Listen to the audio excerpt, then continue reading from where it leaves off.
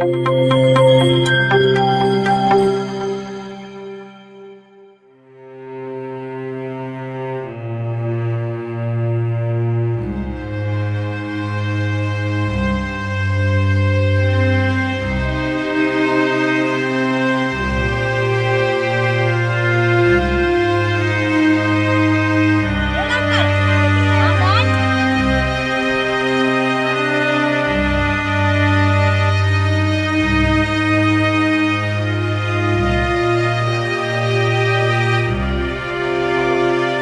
आमचा जाम परिस्थिती आहे पाण्याची।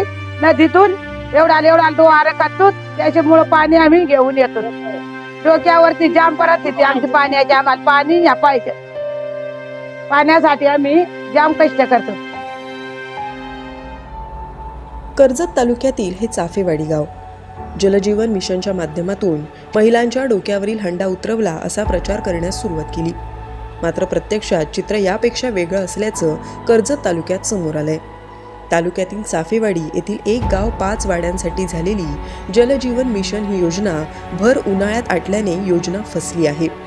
तर पाण्यासाठी पुन्हा महिलांना डोक्यावर हंडे घेत नदीमध्ये खड्डे खणून त्यातून पाणी जमा करावं लागत असल्याचं भयान वास्तव आहे।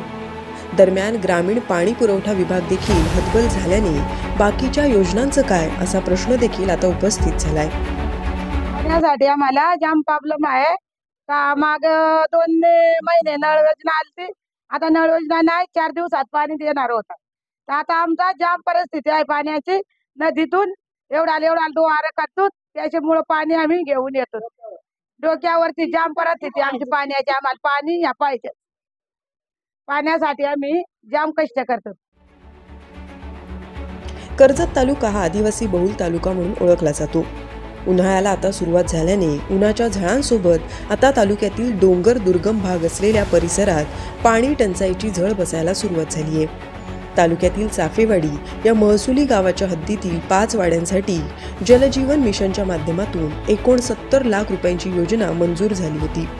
यामध्ये चाफेवाडीसह मेंगाळवाडी, वडाची वाडी, टेपाची वाडी, पादीरवाडी आणि शाळेची वाडी असा वाड्यांचा समावेश आहे। तर डिसेंबर 2021 मध्ये कार्यारंभ आदेश मिळालेला असूनही या योजनेचं काम जून 2023 मध्ये पूर्ण देखील झालं। गावात नळ आले, पण उन्हाळ्याच्या काळात या योजनेचा उद्भव वाटल्याने एका वाडीला देखील पाणी मिळणं मुश्किल झालंय।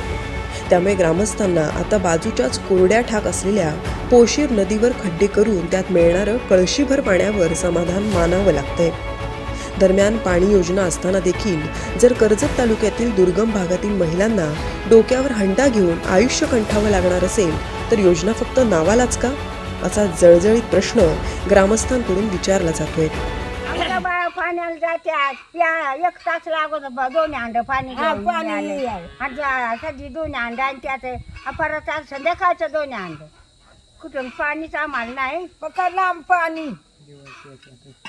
दिवस आमच्या बाळाचा त्याच्यातच जातो, बाळाला म्हणजे दुसरा धंदाच नाही काय, नुसता पाण्याचं वारी आता आमचं दीद जातात। तेव्हा कोरड्या शासकीय योजनांना खराखुरा पाजर फुटणार तरी केव्हा या प्रश्नाला अद्याप तरी प्रतीक्षेची किनार आहे।